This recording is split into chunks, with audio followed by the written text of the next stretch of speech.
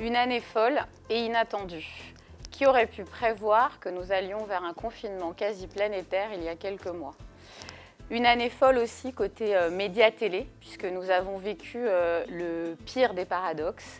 Les audiences ont explosé pendant le confinement évidemment, et au même moment, les investissements publicitaires ont fondu comme neige au soleil. Le groupe TF1 a avant tout priorisé son rôle de média d'information et de divertissement, ce dont avaient le plus besoin les Français pendant le confinement. Et ils en ont d'ailleurs toujours besoin aujourd'hui. Côté publicitaire, le marché a été extrêmement solidaire pour accompagner au mieux les annonceurs pendant cette période, notamment en assouplissant les délais d'annulation, mais aussi en élargissant les ouvertures de planning.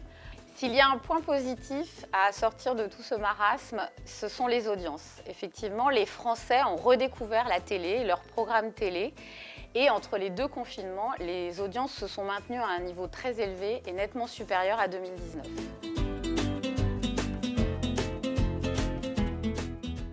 Alors du côté de la régie, nos annonceurs n'avaient pas tant besoin de créativité que de réactivité. Ils nous ont demandé beaucoup de soutien sur la communication en temps de crise, des analyses sur la crise précédente, leur donner des datas sur la communication en temps de crise et comment défendre leur budget de communication auprès de leur direction financière.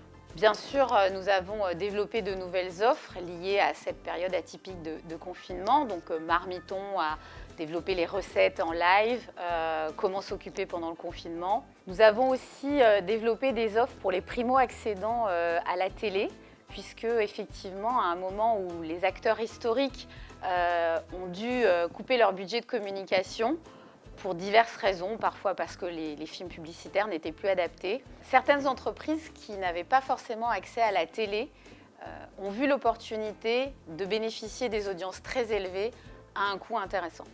Comme pour les autres industries, la crise Covid aura été un accélérateur de tendances.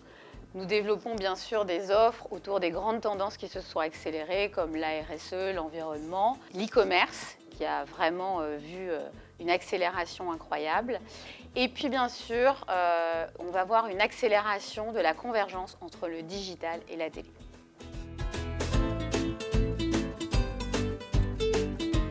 L'industrie du luxe a dû faire face, comme les autres industries, à une rupture brutale de ses ventes et a donc dû s'adapter en réduisant ses coûts. Une bonne partie de ces coûts étant d'ailleurs leur budget communication. Certains acteurs ont la chance d'avoir un amortisseur financier un peu plus confortable que dans d'autres secteurs. Pour autant, ils vont devoir adapter leur modèle en se reconcentrant sur une clientèle un peu plus locale, plutôt qu'internationale et touristique. Effectivement, le secteur du tourisme international est certainement celui qui va être le plus lent à redémarrer.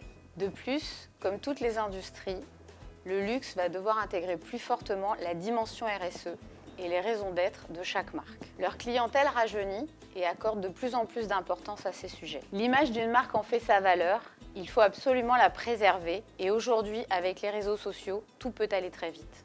Bien sûr, ils vont pouvoir continuer de capitaliser sur leur savoir-faire unique qui leur a déjà permis de résister toutes ces années et qui leur permettra d'être là encore longtemps. Et enfin, je dirais qu'ils vont devoir réinventer l'expérience client, si cruciale dans le monde du luxe.